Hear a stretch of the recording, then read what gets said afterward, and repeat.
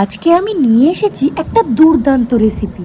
আপনারা ক্যাপশন দেখে তো বুঝতেই পারছেন এই রেসিপিটার নাম হচ্ছে ফিশ কোরমা।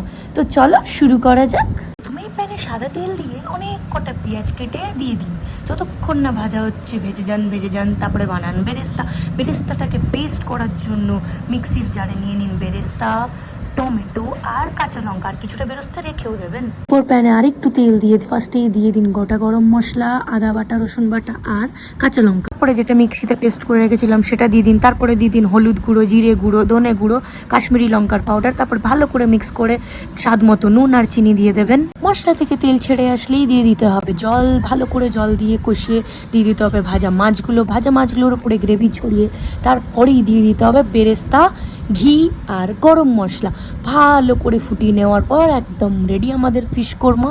আবার দেখা হবে অন্য একটা রেসিপি নিয়ে। আজকের জন্য টাটা।